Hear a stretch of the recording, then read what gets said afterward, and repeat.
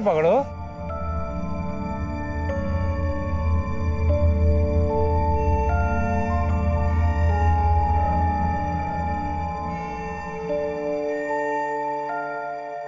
Bye bye.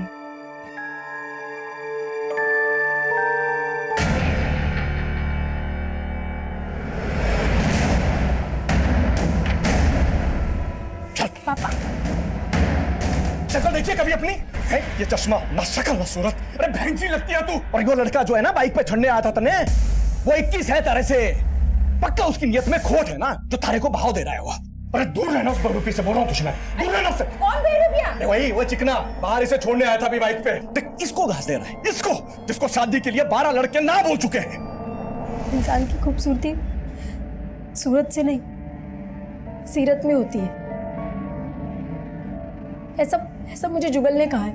और आप लोग ये लोग ना समझने वाले, ये लोग चाहते ही नहीं है कि तुम्हारी शादी हो, क्योंकि अगर तुम ससुराल चली गई तो इन लोग को कमा के कौन देगा?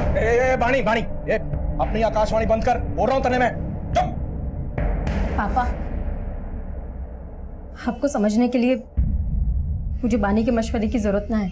मैं अच्छे से जानती हूँ कि आप लोग क्या चाहते हो, लेकिन अब मैं शादी करूंगी तो सिर्फ जुगल के साथ, और अब आप भी ना रोक पाओगे मन। रिंकी मेरी बात सुन। और चढ़ा लो सर पे से।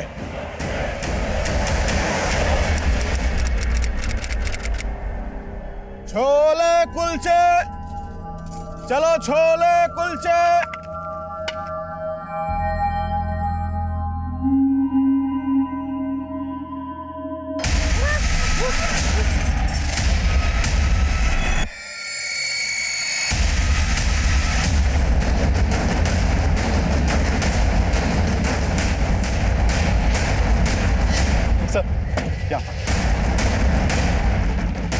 सर यहाँ कचरे की थैली में ही उंगलियां कटी हुई मिली हैं।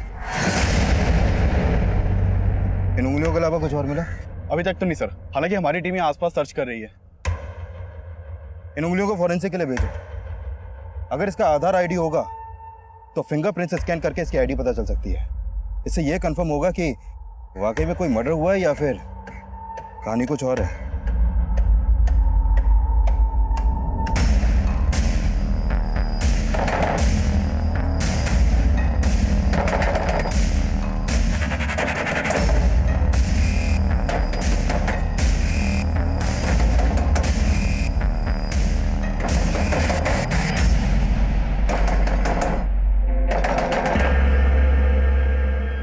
सर इन कटी हुई उंगलियों से ये मंजू सिंह का आधार आईडी सामने आया।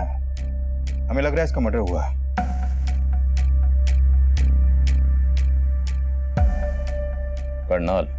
करनाल पुलिस से कांटेक्ट करो और मंजू के आधार आईडी पे ये जो करनाल का एड्रेस है यहाँ पर जाओ।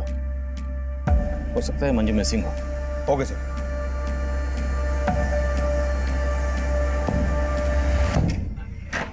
आप हैं अंकल जी? अरे भूस नीचे, हमारे से रिश्ता जोड़ने की कोशिश मत कर। रिंकी का है? मना नहीं पता जी। हमारे माथे पे सी लिखा है क्या? अरे पीछे हट जा। रिंकी! अंकल जी बात तो बताओ, रिंकी ना आया। रिंकी! अरे अंकल जी रिंकी नहीं आया। रिंकी! अरे अंकल जी, अरे कहाँ जा रहे आप? अंकल जी रिंकी नहीं आया। रिंकी नहीं आया अंकल जी।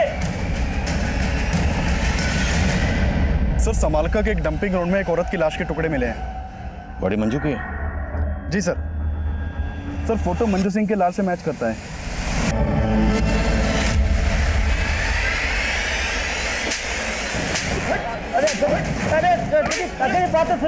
जीवन चौधरी की इज्जत पे हाथ डाला तुमने। छोड़ इसको, छोड़ मुझे मत, छोड़। पापा छोड़ दीजिए उसको।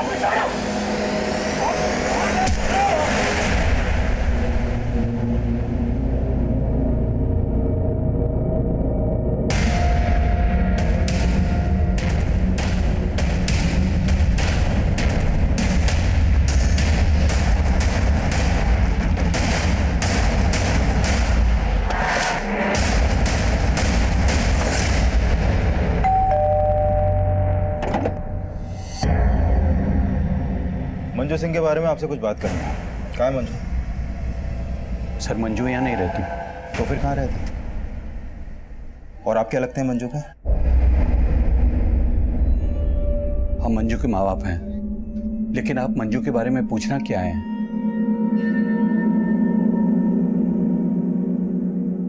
मंजू की आधार आईडी पर यहाँ का एड्रेस है। अगर वो यहाँ नहीं रहती तो फिर कहाँ रहती है? हमें नहीं मालूम। मंजू की कटी हुई उंगलियां मिली हमें, तो पॉसिबल है उसका मर्डर भी हो गया होगा। अब यहीं पर बताएंगे या फिर थाने ले जाकर बात करें आपसे?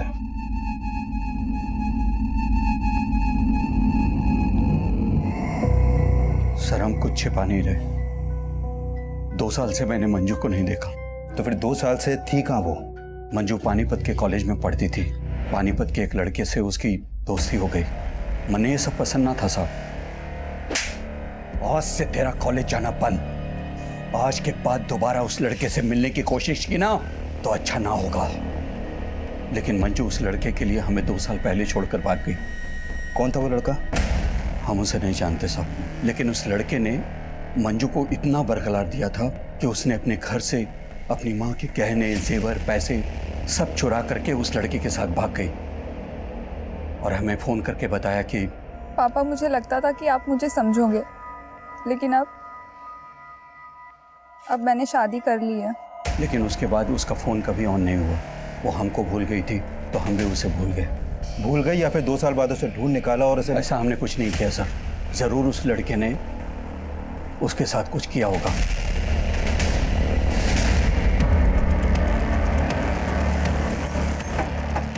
मंजू के माँ बाप का बयान क्रॉस वेरीफाई करो। हो सकता है वो झूठ बोले या कोई कहानी बना रहे हो। राइट सर, लेकिन मंजू के फादर ने मंजू का जो नंबर दिया था वो अब भी बंद है। उस नंबर के कॉल रिकॉर्ड्स निकलो। हो सकता है उसमें उस लड़के का नंबर हो जिसका जिक्र मंजू के फादर ने किया था। Okay sir. सब मर्डर बहुत ही ब्रूटली किया गया है। लाश के टुकड़े करके यहाँ पे डंप कर दिया गया। उसे हाथ की उंगलियां कटी हुई हैं। मंजू की उंगलियों को काटकर पानीपत में फेंका गया और बाकी बॉडी को यहाँ समालखा में। और कातिल ने शायद बॉडी के इतने टुकड़े इसलिए किए हैं ताकि बॉडी की शिनाख्त ना हो सके। लेकिन उंगलियों को पानीपत में फेंकने के पीछे क्या मकसद हो सकता है? पकड़ कर उंगली इतना ले चलूं उस आसमान पर जहां मैंने तेरे लिए सितारों से एक घर बनाया है। दूर कहीं आसमान पर तेरे लिए खूबसूरत सा नया जहां बसाया है। एक और है। नहीं लोटन, बस। अरे बस का इंतजार तो उसने है जिसकी अपनी गाड़ी नहीं। अब बैठ मेरी ऑटो में, तू मेरी सवारी नहीं। सवारी नहीं? घोड़ा घास से दोस्ती करेगा ना तो भूखा मरेगा। अरे मौत तो मुकर्रर है सबकी। हम तो तुझ में अपनी जिंदगी देखते हैं। फिलहाल ना मेरी मॉम मुझे ढूंढ रही है और फोन में बैटरी भी चली गई। चलो। अरे तू ले मेरा फोन तो फोन करके अपने घर पे कर दे क्रांति। बोल दे वो अपने लोटन के साथ। तुम्हारा नाम सुनते ही ना मेरी मॉम लोटपोट हो जाएगी। अरे यार, इतना सीरियस क्यों हो रहे हो? जब वक्त आएगा ना तो मैं सब कुछ प्यार से बता दूँ। ओके? क्या बता देगी? यही कि मैंने एक ऑटो वाले लोटन के साथ अपना मीटर डाउन किया है।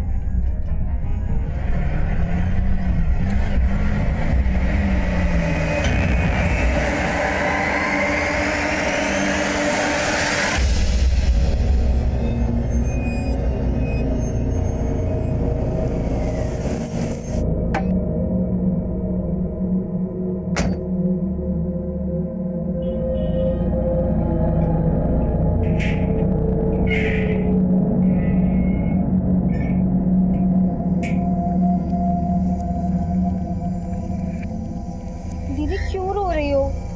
मैं हूं ना तुम्हारे साथ, सब ठीक हो जाएगा। ज्यादा अंगरक्षक बनने की कोशिश ना कर और तू ये रोना धोना बंद कर ले। कल से नौकरी पे जाना है और अगली बार से उस छोरे से मिलना नहीं है, वरना इस बार उसका सर फोड़ा, अगली बार थारा फोड़ूंगा। पापा, ये आप क्या कर रहे हैं? मैं जुगल को अपना पति मान चुकी हूँ। अरे बावड़ी पूंछ, थारे को पेट से कर देगा वो और छोड़ देगा। अरे ऐसे छोरों का ईमान ना होता है कोई।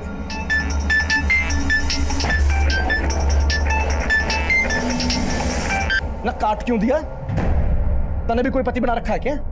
ना बोल। आप मेरे और दीदी के साथ ऐसे पेश मत आया करो, वरना आदिल अंकल को बोल के आपको अंदर करवा देंगे।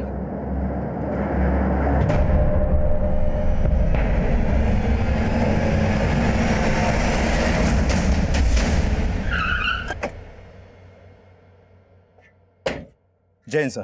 जय। सर, मंजू के फादर ने मंजू का जो मोबाइल नंबर दिया था वो 2 साल से बंद है और मैंने चेक किया कि मंजू 2 साल से अपने फादर के यहाँ करनाल में भी नहीं देखी गई है। तो 2 साल से मंजू कहाँ थी? सर मैंने मंजू के 2 साल पुराने कॉल रिकॉर्ड चेक किए। 2 साल पहले तक मंजू एक राजवीर सोलंकी नाम के लड़के को काफी कॉल करती थी। ये राजवीर पानीपत में मंजू के साथ उसी के कॉलेज में पढ़ता था। कॉलेज का कुश्ती पहलवान था सर वो। 121, 122, दबा के कर बेटा, दबा के पेल। 123, 124। बस बापू, तेल निकल गया। अरे तेरा तेल ना आशिकी ने निकाला बेटा। मैं तुझे नेशनल चैंपियन बनाना चाह रहा था, लेकिन तू औरतों के हुस्न का चैंपियन बन बैठा। चल कर। बापू और कितना खसेगा, गलती हो गई, माफ कर देना। अरे चल, बहाने मत बना। 127, 128। सुनिए जी, वो पुलिस आई है। क्या? राजवीर के लिए पूछ रहे हैं।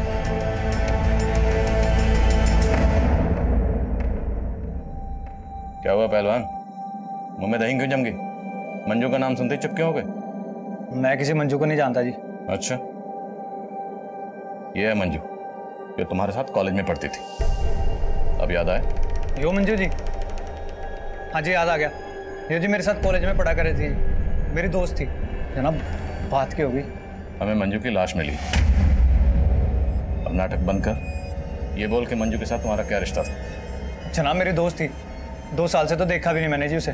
मंजू के फादर का कहना है कि 2 साल पहले उसने किसी लड़के के साथ भागकर शादी की थी, और तेरे कॉलेज के दोस्तों का कहना है कि तेरे से अच्छा मंजू का और कोई दोस्त नहीं था, है ना? साहब आप कहना क्या चाहते हो? साफ साफ बोल दो ना। सोलंकी जी, साफ साफ ही बोल रहा हूँ। हमें शक है कि आपके लड़के ने 2 साल पहले मंजू नाम की लड़की से भागकर शादी की थी। लगता है किसी ने आपके कान भरे साहब। हमारा बेटा कुंवारा है। तो ये आपके बेटे से पूछ लेते। तो मंजू के सबसे अच्छे दोस्त थे, तो तुम्हें तो पता ही होगा कि 2 साल पहले मंजू ने किस लड़के के साथ भागकर शादी की थी। जनाब मालूम नहीं, मैं तो बोल रहा हूँ ना जी, मैंने 2 साल से मंजू को देखा भी नहीं है। सब पक्का ये बाप बेटे हमसे कुछ छिपा रहे हैं। मंजू की तस्वीर पड़ोसियों को दिखाओ। पता करो क्या पिछले 2 साल में किसने मंजू को यहाँ पर देखा था, और ये भी पता करो कि मंजू की जिंदगी में राजवीर के अलावा कोई और भी था। Okay sir.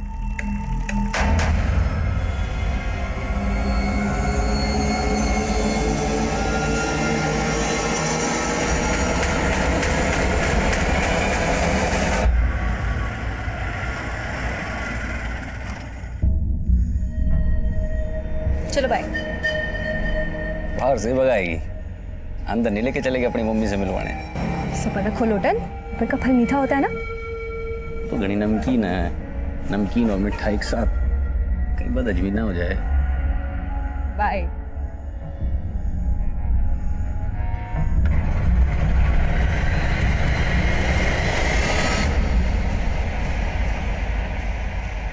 हेलो। ये क्या हुआ है? तो असल लग रही, सब तेरी वजह से हुआ है। मुझे नहीं खेलना तेरा शतरंज का खेल। प्यार करूँ तुझसे और इश्क लड़ाऊं तेरी बहन से। बंद करियो नाटक। खत्म ही करना था तो क्यों सोया मेरी बहन के साथ? तेरी बहन बैग गई थी, और इससे पहले मैं बैग जाता ना, तेरे पापा आ गए थे। और अपनी फैमिली को तू जेलस करने के लिए ना अपनी बहन की भावनाओं से खेल रही है। प्यार करने लगे सच में मुझसे वो। अरे तो तू भी करना, क्या प्रॉब्लम है? वैसे भी रिंकी दीदी तुझे बहुत खुश रखेगी। ये? मैं तुझसे प्यार करता हूँ। किसका फोन है? छोड़ तू। मुझे तेरे इरादे ठीक नहीं लग रहे। ये खिचड़ी पकड़ी? खिचड़ी ना टंगड़ी कबाब। तू टेंशन ना ले, तेरे जायके का पूरा ख्याल रखूंगी मैं, ठीक है?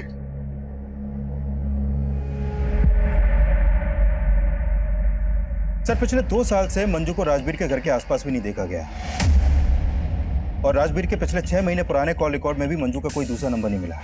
तो मंजू के माँ बाप झूठ तो नहीं बोल रहे कि 2 साल पहले मंजू किसी लड़के के साथ भाग गई थी? लेकिन सर मंजू की लाइफ में कोई ना कोई लड़का जरूर था, क्योंकि उसकी पोस्टमार्टम रिपोर्ट में यह भी सामने आया है कि मंजू 3 मंथ्स प्रेग्नेंट थी। प्रेग्नेंट? मौत की वजह? Excessive bleeding. मंजू के दोनों हाथों की उंगलियां काटी गई, जिससे ज्यादा खून बहने की वजह से उसकी मौत हो गई, और मौत के बाद उसकी बॉडी के टुकड़े किए गए। और हाँ सर, मंजू के सर पर एक चोट का निशान भी है, और उसकी मौत 16 अप्रैल की रात को हुई थी। हमें मंजू की लाश 17 अप्रैल को मिली। प्रेग्नेंट। पति कौन है उसका? सर फिलहाल मुझे राजवीर के अलावा कोई नहीं दिख रहा। एक काम करें सर, उसका डीएनए मंजू के बच्चे के डीएनए से मैच करवा के देखें। चौधरी, डीएनए रिपोर्ट आने में बहुत वक्त लग जाएगा और हमारे पास वक्त है नहीं। मंजू के पेरेंट्स का कहना है कि 2 साल पहले मंजू घर छोड़कर भाग गई थी, तो हमें पता करना है कि 2 साल तक मंजू कहाँ थी और किसके साथ थी। एक काम करो, पानीपत में जितने मैटरनिटी हॉस्पिटल हैं सब जगह जाओ। मंजू प्रेग्नेंट थी तो किसी न किसी हॉस्पिटल में जरूर जाती होगी, हो सकता है वहां से हमें उसकी पति की कोई लीड मिले। Okay sir.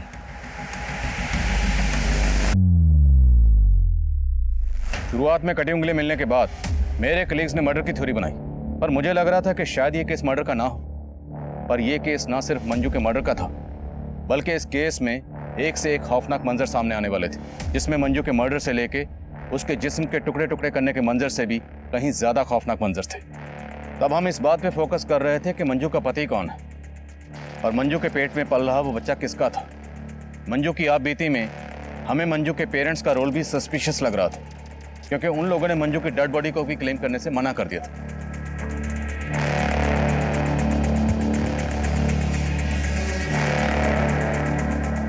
मंजू का मर्डर इतना ब्रूटल था कि मीडिया ने शुरुआत से ही हम पर प्रेशर सिचुएशन क्रिएट कर दी।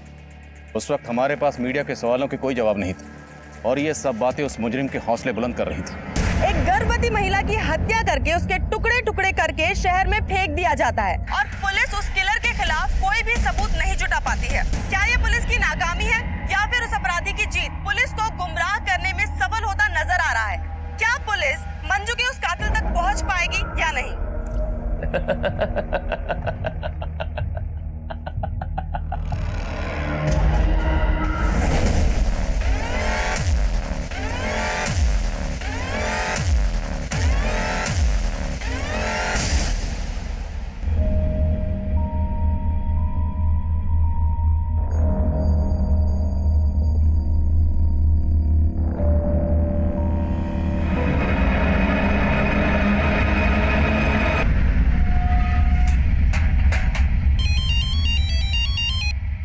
हाँ चौधरी। सर, उस मैटरनिटी हॉस्पिटल का पता चल गया जहां पर मंजू अपना इलाज करवा रही थी। वहां से मंजू के पति के बारे में कुछ पता चला? सर, मंजू के डॉक्टर ने बताया कि मंजू शादीशुदा थी। उस नंबर के कॉल रिकॉर्ड्स निकलो और उठाओ इस राजवीर को। Okay sir. मैं आपसे झूठ नहीं बोलना चाहता था, दरअसल मैं अपने बापू से डर गया था जी। तूने झूठ इसलिए बोला क्योंकि मंजू का मर्डर तूने किया? नहीं सर, मैंने मंजू का मर्डर नहीं किया सर। दरअसल हम दोनों ने 2 साल पहले भागकर शादी कर ली थी और मेरी शादी के बारे में बापू को कुछ भी नहीं पता था। तेरे बापू ने मर्डर किया होगा फिर? नहीं सर, वो तो कभी उससे मिले तक नहीं थे और वैसे भी मंजू ने 6 महीने पहले मुझे छोड़ दिया था जी। मंजू 3 महीने की प्रेग्नेंट थी, तूने माँ और बच्चा दोनों को मार दिया? जनाब मैंने नहीं मारा जनाब, मैं आपको बोल तो रहा हूँ, वो 6 महीने पहले मुझे छोड़कर चली गई थी। उसके पेट में बच्चा था, इसके बारे में तो मुझे कुछ मालूम भी नहीं है। मंजू रहती कहाँ थी? जनाब जब 2 साल पहले हमने भागकर शादी कर ली थी तो सलोनी में एक किराए पर घर लिया था। मैं अपनी शादी के बारे में अपने माँ बाप को कुछ नहीं बता पा रहा था, इसलिए वो अकेली रहती थी और मैं अक्सर उसके पास आया जाया करता था। हाय। क्या कहा था तुमने? मैंने क्या कहा था? ये हमारा आशियाना है, लेकिन तुम तो इसे अपना गेस्ट हाउस समझते हो। तुम यहाँ सिर्फ संडे को आते हो। अरे मंजू, फिर वो एक ही बात पर ताना। क्यों ना मारो ताने? तुमने मुझे अपनी रखेल समझ रखा है। मैं तुम्हारी बीवी हूँ। देखो, अगर तुम्हें हिम्मत नहीं है मुझे अपने माँ बाप से मिलवाने की तो तुम भी यही रुक जाओ, जिससे मैं तुम्हारे लिए अपने माँ बाप को छोड़ के आई हूँ। मंजू, मुझे और वक्त चाहिए, समझो ना। थक चुकी हूँ मैं, अब मुझसे और सहन नहीं होता। देखो, या तो तुम मुझे अपने घर ले जाओ या तो तुम अब से यही रहोगे। जनाब मंजू को समझाना मुश्किल होता जा रहा था, वो कुछ भी समझने को तैयार नहीं थी। मैं जब भी उससे मिलने जाता था तो हमारे बीच में आपस में झगड़ा हो जाता था, लेकिन मंजू भी कम नहीं थी सर। उसने मेरी एब्सेंस में एक लड़के के साथ दिल लगा लिया था। अच्छा, एक और झूठ? नहीं सर, मैं झूठ नहीं बोल रहा।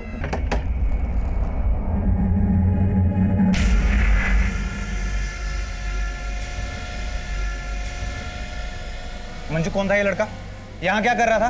दरवाजा खोलने में इतना टाइम क्यों लगाया? ये बोल के तुम कहना क्या चाहते हो? जनाब, उस दिन बात इतनी बिगड़ गई थी कि हमने आपस में बात करनी बंद कर दी थी और उसके बाद मैंने आना जाना भी वहां बंद कर दिया था। लेकिन हो ना हो सर, उस लड़के के साथ उसका कोई ना कोई तो चक्कर था ही, और वो बच्चा पक्का उसी का ही है। मेरा बच्चा नहीं है सर वो। कौन था वो लड़का? सर, उस लड़के को मैं जानता नहीं, उसे पहली और आखिरी बार मैंने वहीं पर देखा था, लेकिन सर वो बच्चा मेरा नहीं था सर। तो बच्चा तेरा है या नहीं, ये मंजू की डीएनए रिपोर्ट से पता चल जाएगा। मंजू और राजवीर सलोनी में जिस घर में रहते थे उस घर पर जाओ, हो सकता है मंजू का मर्डर वहीं हुआ और बाद में बॉडी को डंप किया गया। Okay sir. सर, सब पानीपत करनाल के बीच एक औरत की लाश मिली है और उसकी उंगलियां भी कटी हुई हैं।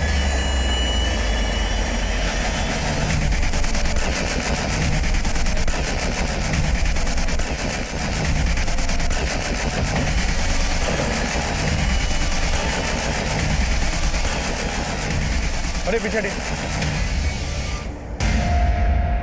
निकालो जरा। मोहब्बत के हारे किला फतेह करने निकले, तेरे साथ नहीं तो तेरे पास सही, हम जीतने वालों को हराने निकले। आखिर ये शायरो शायरी करके और ये उंगलियां काट के कातिल साबित क्या करना चाहता है? सर, मंजू की लाश को टुकड़े टुकड़े करके डंप किया गया और इसकी सिर्फ उंगलियां काटी गई हैं। काफी हद तक मर्डर का मॉडस ऑपरेंडी सेम है। बॉडी की शिनाख्त करवा, हो सकता है इसका मंजू या उसके जान पहचान वालों से किसी को ताल्लुक हो। सर,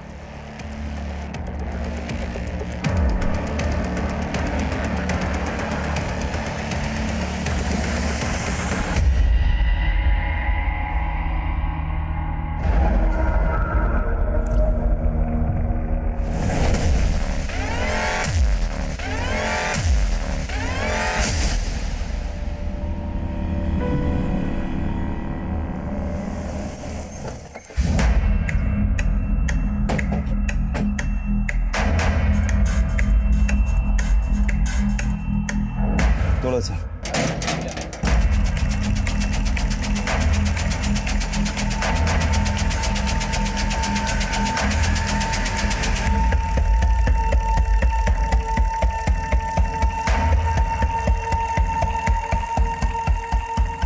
सर, मंजू के सलोनी वाले घर में ऐसे कोई साइन नहीं मिले जैसे लगे कि मर्डर यहाँ पर हुआ हो। करनाल और पानीपत के बीच हमें जिस औरत की लाश मिली है, उस औरत की भी उंगलियां काटी गई।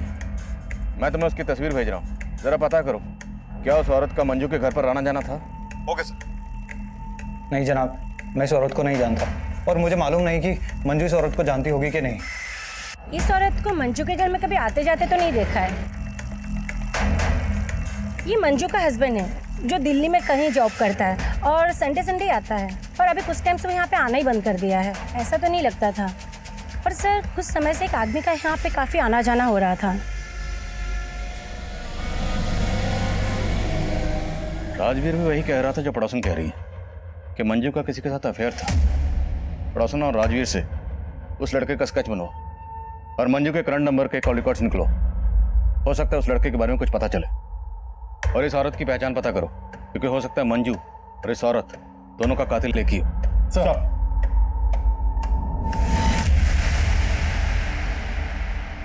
अरे भाई, ये auto.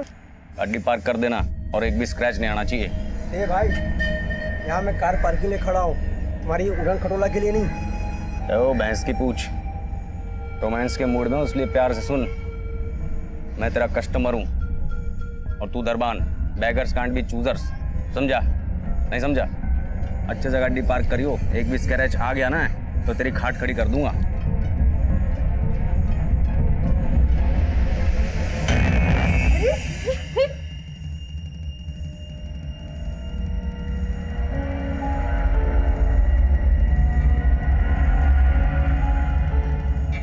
Waiter,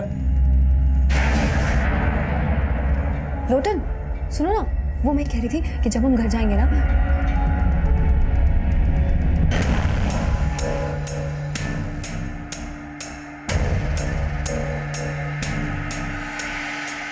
Excuse me, ma'am. What can I bring for you? 1 paneer chili and guava meri. And for you, sir? I mean, आप क्या लेंगे? I would like to have a crisp thin roll stuffed with mashed potatoes and peas, with a pinch of salt and turmeric, and yeah, garnish with curry leaves and serve it with a red lentil soup and a white sauce made of coconut. Please make it fast. Excuse me, sir. क्या है ये? Red dosa ले आ। Okay sir, Rajveer और मंजू के पड़ोसन ने जो sketches बनवाए हैं वो दोनों स्केचेस एक ही आदमी के हैं। पता लगाओ कौन है ये। सर, चौधरी, ये भी चेक करो कि वो पड़ोसन के राजवीर के कहने का ये बयान तो नहीं दे रही। Okay sir.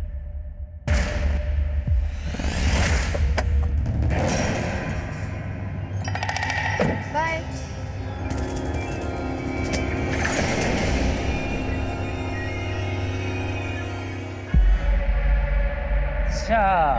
इस गाड़ी वाले के चक्कर में तुमने मेरा टक्का अपनी बहन से भिड़ा रखा है? अरे नहीं यार, कजिन है मेरा, यहाँ तक आ रहा था तो ड्रॉप कर दिया। बस अब मैं तेरे चक्कर में नहीं आने वाला। बता तेरी बहन क्या बोली कि मुझे सच में भगा के ले जा। अरे वाह, ये तो बहुत अच्छी बात है यार। प्रॉब्लम क्या है? ऐश करना। बहुत हुआ तेरा मजाक। तेरी बहन को ना मैं सच सच बता दूंगा कि मैं उससे नहीं तेरे से प्यार करता हूँ। प्यार प्यार प्यार यार, इंसानियत नाम की भी कोई चीज होती है। तो ये दिल विल का चक्कर छोड़ और मेरी बात मान। तेरी लाइफ सेट है, समझा? चल चल। सर फाइल भेजो।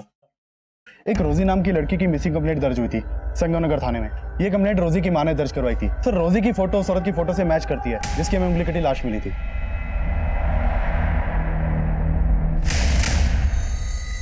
लो बेटा, दूध पी लो। नानी, मम्मी कब आएंगी? आ जाएगी। लेकिन कब? उन्होंने मुझे बोला था फिल्म दिखाने लेके जाएंगी, लेकिन वो खुद इतने दिन से नहीं आई। बोलो ना नानी, मम्मी कब आएंगी? बेटा आ जाएगी।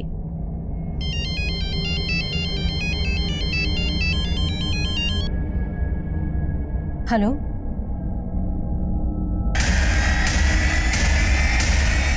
क्या?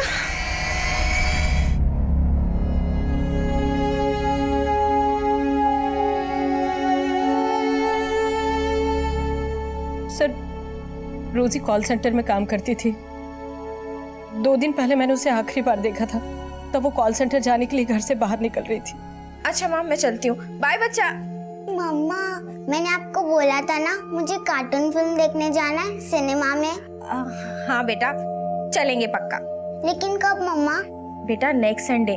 अभी मुझे ऑफिस के लिए लेट हो रहा है और मेरे पीछे से नानी को परेशान मत करना। मेरा अच्छा बच्चा है ना।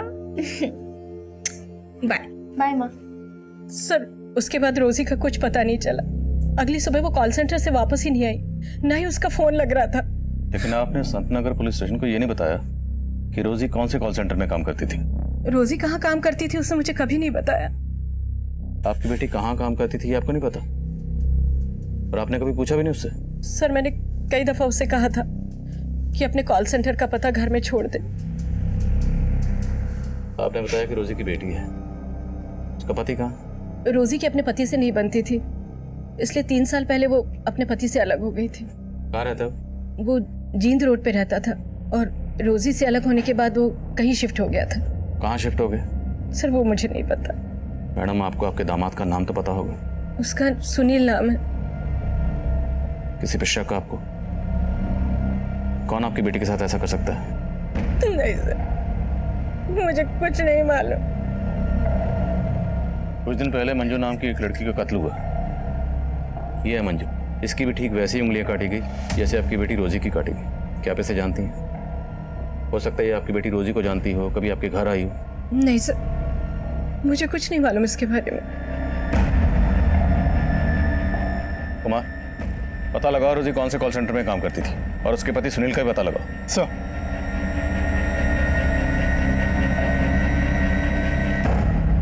पुलिस ने उस दूसरी औरत की पहचान कर ली है जिसकी हाल ही में उंगली कटी हुई लाश मिली थी। लेकिन मंजू मर्डर केस की तरह ही पुलिस रोजी के इस मर्डर केस में फिलहाल कोई भी पुख्ता सबूत नहीं इकट्ठा कर पाई है और नाकामयाब नजर आ रही है।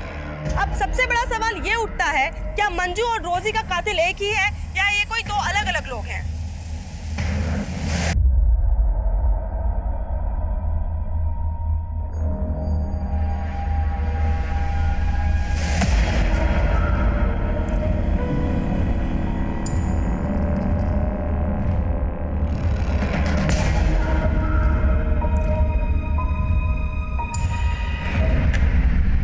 सर, हमें मंजू के नए नंबर के कॉल रिकॉर्ड में एक नंबर मिला है जिसका फोटो उन स्केचेस से मैच करता है जो राजवीर और मंजू के पड़ोसन ने बनवाए थे। इसका नाम महेश सिंह है सर। इसका मोबाइल नंबर करनाल के एड्रेस पर रजिस्टर्ड है। करनाल?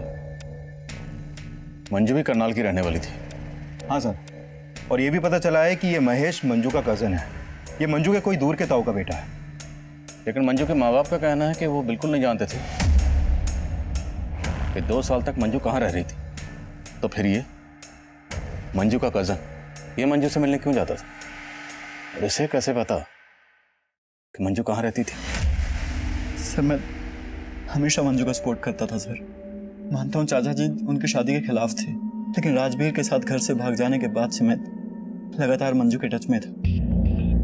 लेकिन राजवीर का कहना है कि उसने तो मंजू को 6 महीने पहले ही छोड़ दिया था। सर, राजवीर ने मंजू की जिंदगी बर्बाद करके रखी थी, बल्कि मंजू तो उसके खिलाफ कानूनी मदद भी लेना चाहती थी। चीट किया था सर उसने मंजू को। उसकी वजह से उसने अपना घर परिवार छोड़ा, अपने पेरेंट्स से अपना रिश्ता खत्म किया, और बदले में उसे क्या मिला? सिर्फ दुख। कहीं तुमने भी बदला तो नहीं लिया? मंजू के माँ बाप के कहने पर तुमने मंजू को... कैसी बातें करें सर आप? मंजू के पेरेंट्स को तो पता तक नहीं है कि मैं मंजू के टच में था। लेकिन मंजू का मर्डर हो गया, अभी तुम हमारे पास नहीं है। सर, क्योंकि मैं दिल्ली गया हुआ था किसी काम से, और मैंने सोचा भी नहीं था कि मंजू के साथ इतना बुरा हो सकता है।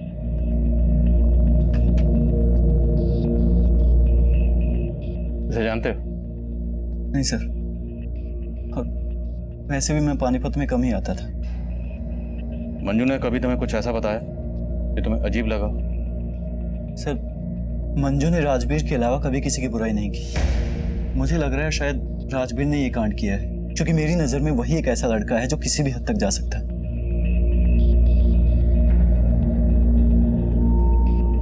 सर, राजवीर और मंजू के पड़ोसन को लग रहा था कि ये महेश मंजू का लवर है, लेकिन ये तो मंजू का कजन निकला।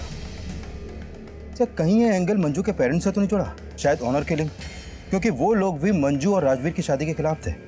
अगर एंगल वाकई ऑनर किलिंग का है तो फिर राजवीर का बाप भी हमारा स्ट्रॉन्ग सस्पेक्ट है। एक काम करो, इन सब के डीएनए मंजू के बच्चे के डीएनए से मैच करो। हम किसी का भरोसा नहीं कर सकते। Right sir.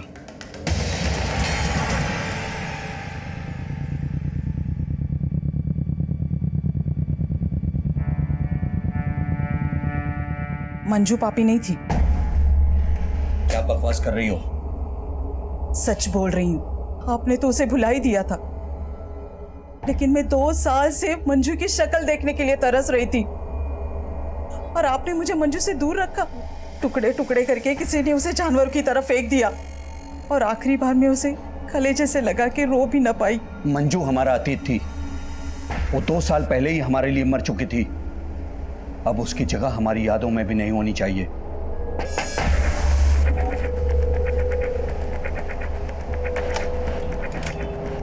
सिंह साहब, आपको हमारे साथ चलना है। चलना होगा? आपका डीएनए टेस्ट करवाना है।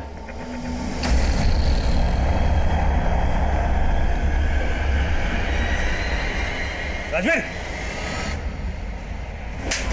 तेरी वजह से, सब तेरी वजह से। मेरे को भी बहुत धोया बापू उन्होंने, और तू तो मुझसे बड़ा पहलवान है ना, उनके डंडों से तेरा तेल ना निकलने वाला। क्यों डर रहा है तू?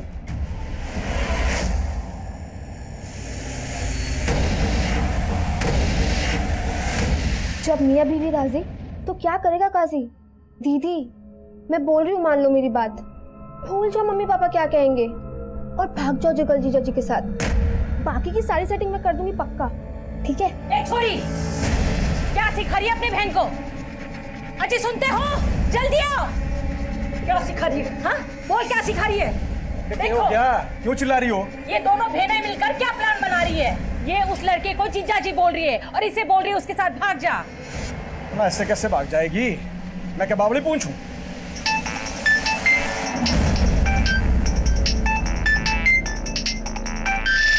तने किसके फोन आते रहते हैं? हैं? ना बता दे, कहीं ऐसा ना हो रिंकी से पहले थारी टांगे तोड़नी पड़े। कंजर खाना बना रखा है घर को।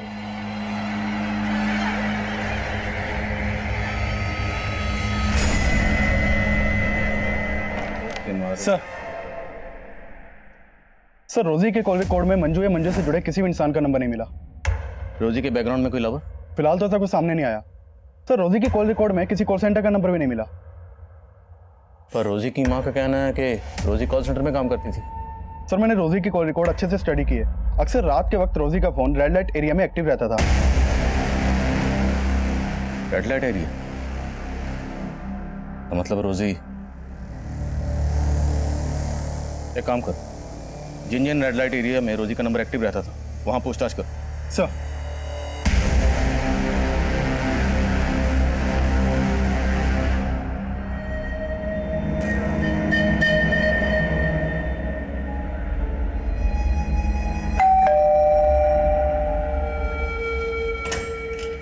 मम्मी, ये मेरा दोस्त लोटन। नमस्ते। Lotan, strange name. जी, यो नाम मेरी मम्मी ने दिया है जी। अच्छा, प्लीज कम, हैव सीट। तो लोटन, तुम काम क्या करते हो? ऑटो है जी मेरा। Auto driver? नहीं जी, मतलब ऑटो मेरा खुद का है, मैं ओनर हूँ उसका, और अपनी मर्जी का भी। मम्मी, आपको पता है मैं ना लोटन के ऑटो में ही रोज कॉलेज जाती हूँ और पता नहीं टाइम कैसे बीत जाता है, पता ही नहीं चलता। आपको पता ही है ना, बातें ऐसी करता है कि कोई भी इंसान ना खसस के लोटपोट हो जाए। शैली, तुम इस ऑटो वाले को यहाँ मुझसे मिलवाने लाई हो? तेरा दिमाग तो ठीक है? इसमें प्रॉब्लम क्या है? प्रॉब्लम है you don't know these illiterate people. Auntie, I'm definitely an auto driver, but I've planned everything. I've planned my future, and trust me, it's bright. I'll soon begin my own startup. जैसे cab services होती हैं, वैसे auto services. I've planned everything. तेरी सारी plannings मैं अच्छी तरह समझ गई। अब निकल यहाँ से। और दोबारा मेरी बेटी से मिलने की कोशिश की ना, तो अच्छा नहीं होगा। फ्रॉड। बेबी, लोटन, एक सेकंड बात सुनो, हम बैठ के। Cool babes. कोई बात नहीं, तेरी मम्मी को मैं पसंद नहीं आया। मैं चाहता हूँ तेरी गली से तेरा नाम लेकर, और ये मोहब्बत है जो ना कभी मिटी थी और ना मिटेगी। शैली, तुझे इस ऑटो ड्राइवर के अलावा कोई लड़का पसंद नहीं आया? मॉम, मैं लोटन से प्यार करती हूँ। सर, ये कुलचे वाला है, ये बोल रहा है रोजी को जानता है। क्या जानते हो तुम रोजी के बारे में? साहब, वो रोजी धंधा करती थी साहब, और वो और एक लड़का अक्सर मेरे यहाँ से छोले कुलचे खाते थे। कौन लड़का? और ये रोजी का क्या लगता है? तल्ला था साहब उसका, वो सोनू नाम था उसका। सोनू? कहाँ मिलेगा सोनू? ये जो रोजी का मर्डर हुआ है ना जब से साहब, वो यहाँ दिखा ही नहीं। फिर कहाँ रहता है वो मुझे नहीं मालूम है। ये मेरे मोबाइल में साहब उसकी एक फोटो थी, ये है साहब।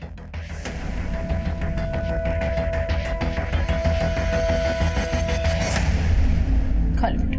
मुझे नहीं खाना। थोड़ा सा खा लो। नहीं, जब तक मम्मी नहीं आएगी मैं कुछ नहीं खाऊंगी।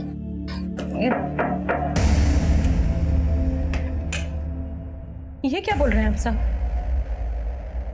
रोजी ऐसी लड़की नहीं थी। जरूर आपको कोई गलतफहमी हुई है। हमें कोई गलतफहमी नहीं हुई है। आपकी बेटी रोजी किसी कॉल सेंटर में काम नहीं करती थी, बल्कि वो एक प्रोस्टिट्यूट थी। और ये सोनू, ये उसके लिए ग्राहक लाता था। सर, ये तो सुनील है, रोजी का पति। सुनील? जी। रोजी का पति? जी, यही सब गलत काम करता था सर, इसलिए रोजी ने इसे छोड़ रखा था। जरूर इसी ने मजबूर किया होगा मेरी बेटी को। रोजी ऐसी नहीं थी सर। अच्छा, ये सुनील उर्फ सोनू आजकल है कहाँ? कुछ तो आइडिया होगा आपको? सर, मुझे नहीं मालूम।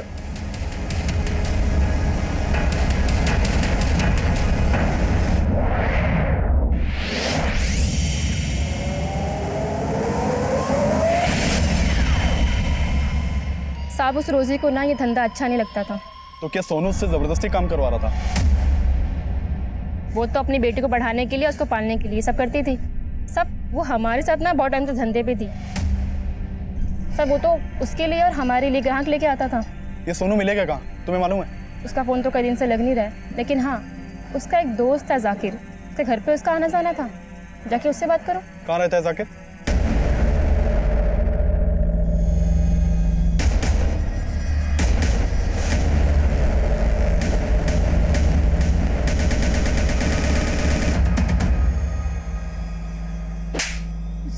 सर, मैंने रोजी के साथ कुछ नहीं किया सर। तो फिर हमारी टीम को देखकर भाग क्यों रहा था? तो साहब, मैं डर गया था, लेकिन फिर मेरे को रोजी के मर्डर का मालूम चला, तो इसलिए मुझे पता था कि आप लोग मेरे पीछे आएंगे, इसलिए मैंने अपना फोन भी बंद कर दिया सर। लेकिन सर, मैंने रोजी के साथ कुछ नहीं किया, मेरा विश्वास। रोजी तेरी बीवी थी और तूने उसे मजबूर किया था इस धंधे में उतरने के लिए, है ना? नहीं साहब, रोजी जब तक मेरे साथ रहती थी तब तक मैंने उसे कोई धंधा बंदा नहीं करवाया था। लेकिन जब रोजी को पता चला कि मैं दल्लागिरी ये सब करता हूँ, तो मुझे छोड़कर चली गई थी। लेकिन उसको कुछ दिन बाद आटे दाल का भाव पता चल गया था।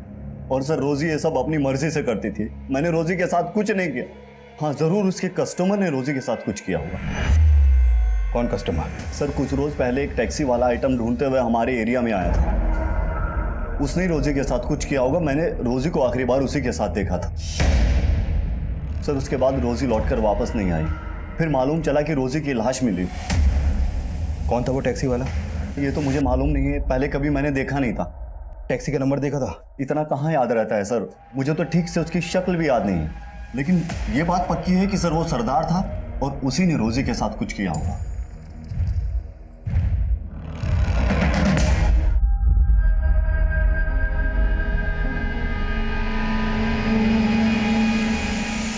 सर सोनू ने जिस एरिया में उस टैक्सी वाले को देखा था वहां पर कोई सीसीटीवी है ही नहीं।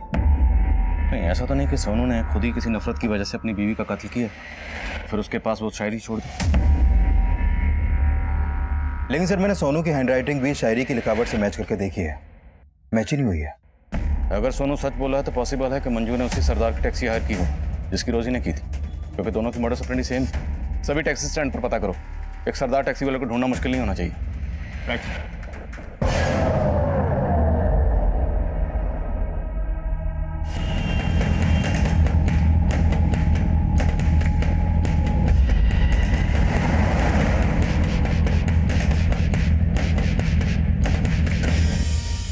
सर मैंने पानीपत और आसपास के एरिया के लगभग सभी टैक्सी स्टैंड्स में चेक किया, लेकिन ऐसा कोई भी सरदार नहीं मिला जिसकी एक्टिविटी सस्पिशियस हो और वो टैक्सी चलाता हो। पॉसिबल है कि वो टैक्सी वाला सरदार हो ही नहीं, बल्कि किसी ने सरदार के गेटअप में पहले मंजू का और बाद में रोजी का मर्डर किया। सर हमें कुछ पता चला रिंकी का? नहीं कुछ पता नहीं चला, उधर क्या है सब जगह।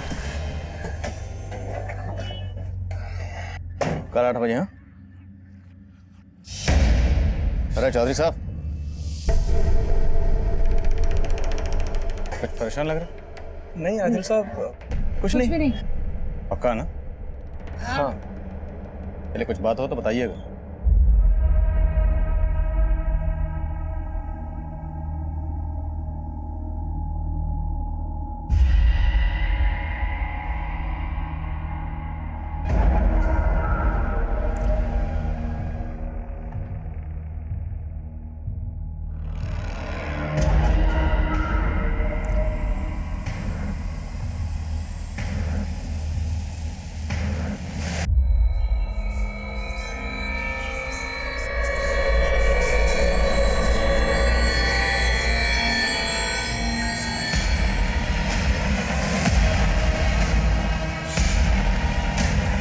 पुलिस की ड्यूटी में क्या हाल किया मेरा, न क्रिमिनल मिला न मेडल, इधर से उधर बस खाक छानते रहे। वाह वाह, जरूर बोल दीजिए आदिल साहब, क्योंकि अब इस चौथी लड़की की लाश ढूंढते ढूंढते तोते उठ जाएंगे आपके।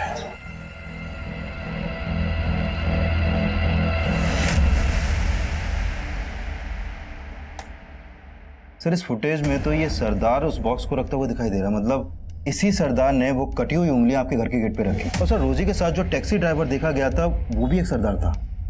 लेकिन चौधरी, ये बंदा सरदार नहीं, नकली सरदार है, इसने भेष बदला हुआ है और ये जो भी है मुझे चैलेंज कर रहा है। हाँ कुमार। सर आपके नाम पे एक लेटर आया है और उसके ऊपर पोस्टमार्टम रिपोर्ट लिखा हुआ है।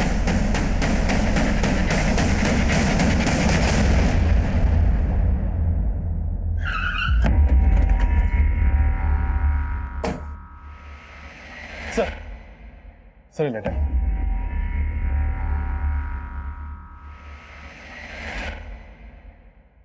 आदिल साहब, ये उस चौथी लड़की की पोस्टमार्टम रिपोर्ट है जिसकी उंगलियां आपको आपके घर पे मिली होंगी।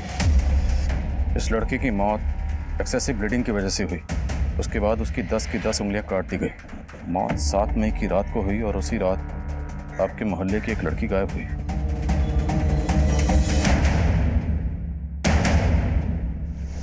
कुछ परेशान लग रहा है? नहीं आदिल साहब कुछ नहीं। पता करो ये लेटर कहां से पोस्ट किया गया। सर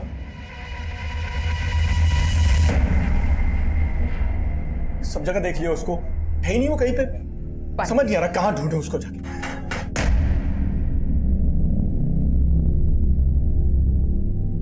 क्यों चौधरी साहब, किसे ढूंढने की बात कर रहे हैं? सब ठीक तो?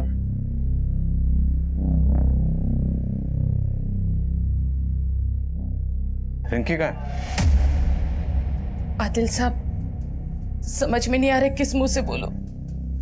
बोलिए क्या बात? रिंकी रिंकी एक लड़के के साथ भाग गई।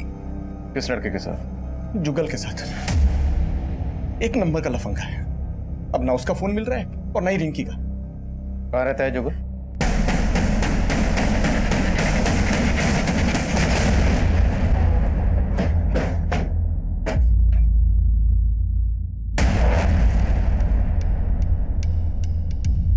तोड़ो।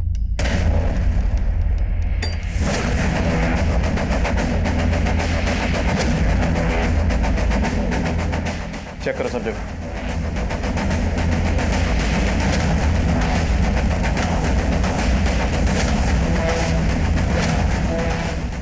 सर, यहाँ तो कुछ भी सस्पिशियस नहीं मिला। चौधरी, हो सकता है जो मुझे चैलेंज कर रहा है वो यह जुगल ही हो। रिंकी और जुगल दोनों के कॉल रिकॉर्ड्स अच्छे से स्कैन करो। Okay sir. हाँ कुमार। सर, वो लेटर एक सरदार ने पोस्ट किया है।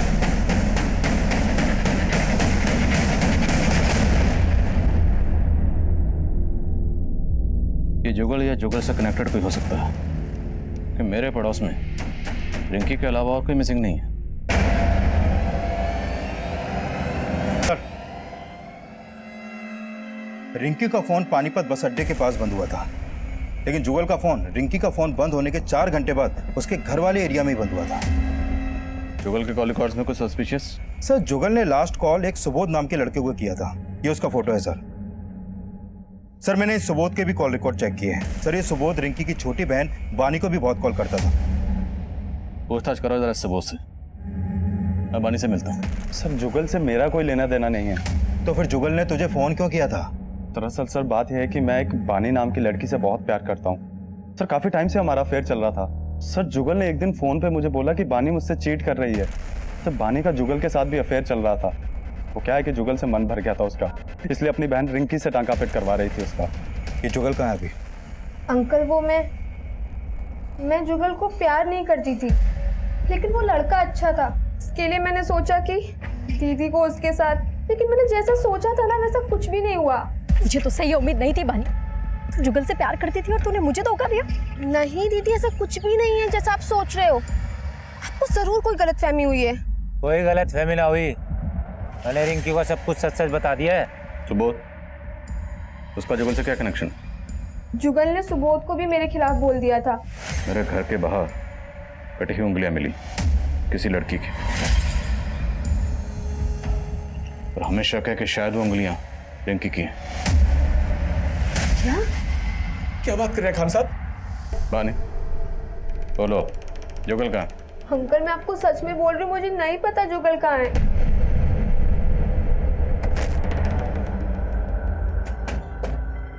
मुझे खत लिखने वाले का कहना है कि उसने मेरे पड़ोस की एक लड़की को मार डाला। हमें अभी तक किसी लड़की की लाश नहीं मिली। रिंकी गायब है जुगल के साथ। एक काम कर, बानी और सुबोध दोनों के फोन सर्विलेंस पे डाल। सर, एक औरत आई है अपनी बेटी की मिसिंग कंप्लेंट लिखवाने। सर, ये मेरी बेटी शैली है। कल रात से ये घर नहीं आई है और इसका फोन भी नहीं लग रहा है। सर, मैं बहुत परेशान हूँ। आप प्लीज इसे जल्दी ढूंढिए, कहीं इसके साथ कुछ गलत ना हो जाए। आपको किसी पे शक है?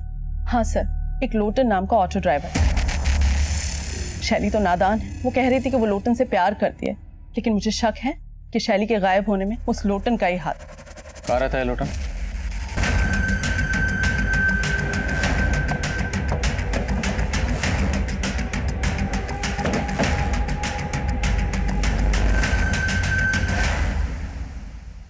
ताला तोड़वाओ।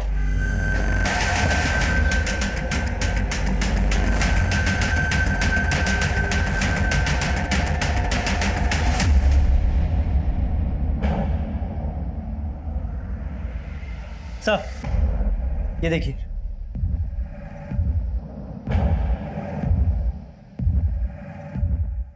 सर, ये देखिए, यहां पर भी ब्लड के ट्रेसेस हैं,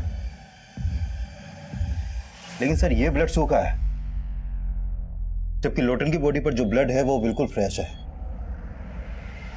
फिर ये ब्लड किसका है?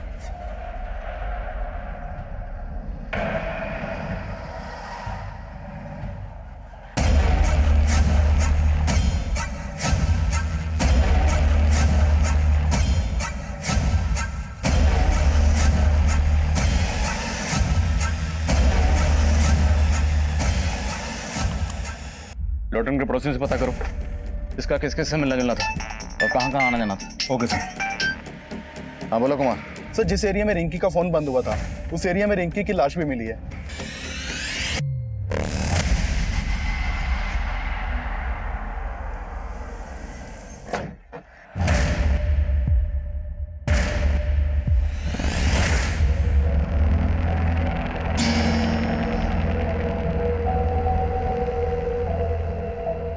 तेरे कूचे में कटी उंगलियां फेंक के हम सीना तान के निकलते हैं। मैं वो हूं जिसका आप तसव्वुर भी नहीं कर पाएंगे। बहुत पापड़ बेलने पड़ेंगे आदिल साहब, मुझे नहीं, मच्छर पकड़ो।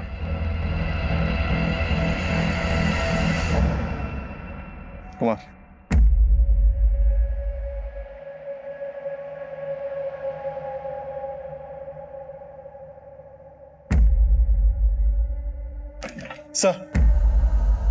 सर हमने जिन जिन सस्पेक्ट्स के डीएनए करवाए थे उनकी रिपोर्ट आ गई है। सर मंजू के बच्चे का डीएनए महेश के डीएनए से मैच करता है। हाँ सर, मैं मंजू का कज़न हूँ, लेकिन साथ ही साथ उसे पसंद भी करता था। फिर हमें अचानक एक दिन पता चला कि वो पेट से है। सर मैंने मंजू को कई बार बोला कि वो अबॉर्शन करवा ले, लेकिन वो नहीं मानी सर। लेकिन इसका मतलब ये नहीं है सर मैं उसे मार दूंगा। नहीं सर, मैंने मंजू को नहीं मारा सर। जुगल, सुबोध और महेश ये सभी हमारे स्ट्रॉन्ग सस्पेक्ट्स थे, लेकिन इनमें से किसी का भी इन मर्डर्स में कोई हाथ नहीं था। और हमें पक्का यकीन था कि कातिल जो भी है उसका शैली और लोटन से कोई ना कोई कनेक्शन जरूर है। इसलिए हमने इस केस की हर बारीक से बारीक चीज को रिविजिट करना शुरू किया और एक नया नतीजा सामने आया। सब पूछताछ में पता चला है कि लोटन का एक चरण नाम का दोस्त हुआ करता था जो टैक्सी चलाता था और वो लोटन के साथ ही रहता था, लेकिन कुछ टाइम पहले उसने लोटन का घर छोड़ दिया था। सर ये चरण लोटन की हत्या के बाद से गायब है। और कोई खबर? सर चरण के बारे में ये पता चला है कि वो यूपी का रहने वाला था और आईपीएस की तैयारी कर रहा था। और ये भी सामने आया है कि ये चरण मंजू के ही कॉलेज में पढ़ता था, वो उससे 2 साल सीनियर था। सर लोटन के एक ऑटो वाले दोस्त से चरण के एक ठिकाने का पता चला है। मैंने अपनी एक टीम को भेजा है वहाँ पर।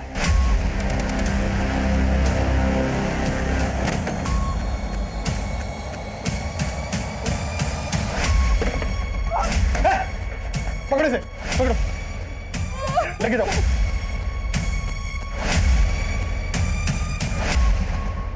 लाइफ बहुत स्ट्रेंज है आदिल साहब। आदमी जो सोचता है वो कभी होता नहीं है। मैंने जो आईपीएस बनने का सपना देखा था, अगर आज वो पूरा हो गया होता ना, तो आज औहदे में मैं आपसे ऊपर और आप मेरे से नीचे होते। हरियाणा के हर्ष राठौर जी जैसा बनना चाहता था। आईपीएस मैंने एग्जाम भी दिए थे, 4 बार फेल हुआ सर। तो 4 बार क्या 6 बार भी अगर फेल हुआ होता, तेरी इस फेलियर का इन मर्डर से क्या ताल्लुक है? मेरे इस फेलियर का उन मर्डर से ताल्लुक है, क्योंकि इसी फेलियर की वजह से ना मैंने बहुत कुछ खोया है। मंजू को भी बहुत प्यार करता था मैं मंजू से, लेकिन मंजू को तो राजवीर पसंद था ना। सब कुछ भुला के मैं आईपीएस की तैयारी में लग गया। मैंने एग्जाम्स भी दिए थे, पता नहीं उन लोगों को क्या हुआ, मुझे फेल कर दिया। इसलिए मजबूरी में मुझे टैक्सी ड्राइवर बनना पड़ा। फिर एक दिन मुझे मंजू मिली। मैं कॉलेज के दिनों से तुमसे बहुत प्यार करता हूँ। अगर तुम हाँ करो तो हम लोग शादी भी कर सकते हैं। नहीं चरण, मैं अपनी जिंदगी किसी और के नाम कर चुकी हूँ। मतलब राजवीर फिर से? राजवीर नहीं, महेश। महेश का नाम सुन के ना मेरा दिमाग घूम गया था। अपने ही कजन के साथ, छी! अरे 3 महीने का बच्चा था उसके पेट में, पता है? मेरा इतना दिमाग घूम गया ना, मैंने उसकी गर्दन पकड़ के ऐसे दीवार में दे मारा। मैंने उसे मारा।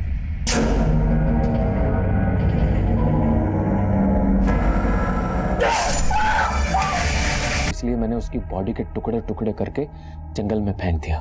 मुझे लगा जब तक आप लोग उसकी बॉडी की शिनाख्त करोगे गायब हो जाऊं, लेकिन आप लोग तो मेरे तक पहुंच ही नहीं पाए। सर हंसी आती है मुझे आप लोगों पे, और गुस्सा भी। करप्शन से भरे सिस्टम की वजह से ना मैं आईपीएस नहीं बन पाया। इसीलिए अपनी काबिलियत साबित करने के लिए ना मैंने आप लोगों का इम्तिहान लेना शुरू किया। सबसे पहले मैंने उस धंधे वाली रोजी को मारा।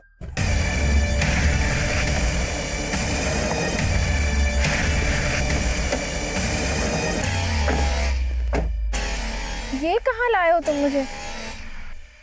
जो मारने के लिए। चल। क्या कर रहे हो? अरे चल। क्या कर रहे हो? तू लाश के पास गाजर खाकर क्यों फेंकता था? चैलेंज था सर। आप पुलिस वाले हैं तो थोड़ा चैलेंज तो बनता है ना, लेकिन आप तब भी नहीं पकड़ पाए। फिर मैंने आपको दूसरा चैलेंज दिया। रिंकी टैक्सी का वेट कर रही थी, मैंने उसे भी उठा लिया और ये क्या कर रहे हो? बड़ा मजा आ रहा था मुझे आप लोगों के दिमाग के साथ खेलने में, लेकिन साला दिल के चक्कर में हार गया। वो लोटन था ना, साला बार बार मुझे चिढ़ाता था शैली का नाम लेके। मैंने सोच लिया कि अगर मंजू नहीं मिली तो क्या हुआ, इसकी शैली को छीन लूंगा।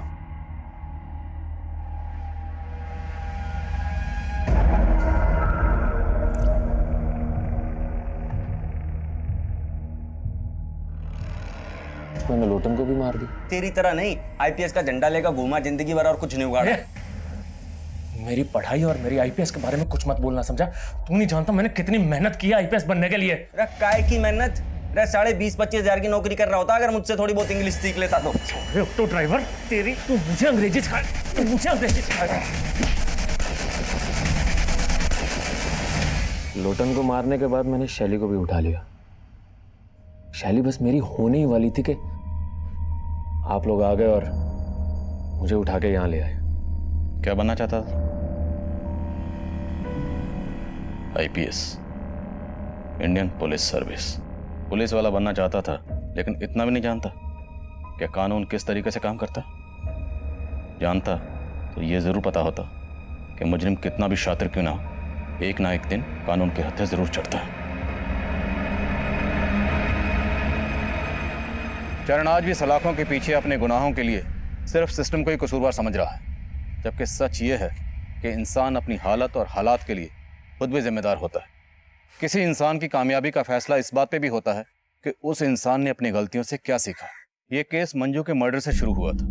मंजू इस केस का एक ऐसा यादगार चेहरा था जिसकी जिंदगी में गुनाह हर मोड़ पर दस्तक दे रहा था। राजवीर को ठीक से समझे बिना मंजू ने अपने पेरेंट्स को छोड़ दिया, और राजवीर से धोखा खाने के बावजूद मंजू महेश की नीयत को नहीं समझ पाई, और चरण को अपना दोस्त मानकर उसने चरण के सामने अपने माजी के सारे पन्ने खोल दिए, जिसने चरण की नाकाम सोच में आग में घी डालने का काम किया। चरण ने अपने पागलपन में रोजी लोटन को सिर्फ इसलिए मार दिया क्योंकि वो मेरी काबिलियत का इम्तिहान लेना चाहता था। ऐसी सोच हमेशा इंसान की बर्बादी की वजह बनती है। कहते हैं जो इंसान अपनी हार कबूल करता है, अपनी गलतियों से सीखता है, कामयाबी एक ना एक दिन उसके कदम जरूर चूमती है। लेकिन जो इंसान अपनी हार कबूल नहीं करते, अपनी गलतियों से सीखते नहीं है, कहीं ना कहीं उनके कामयाब होने की उम्मीद भी खत्म हो जाती है। और चरण इसकी जीतती जागती मिसाल है। अब मैं आदिल खान आपसे इजाजत लेता हूं। आपसे फिर मुलाकात होगी एक और नए केस के साथ। तब तक देखते रहिए क्राइम पेट्रोल 10 तक। मकसद बताना नहीं,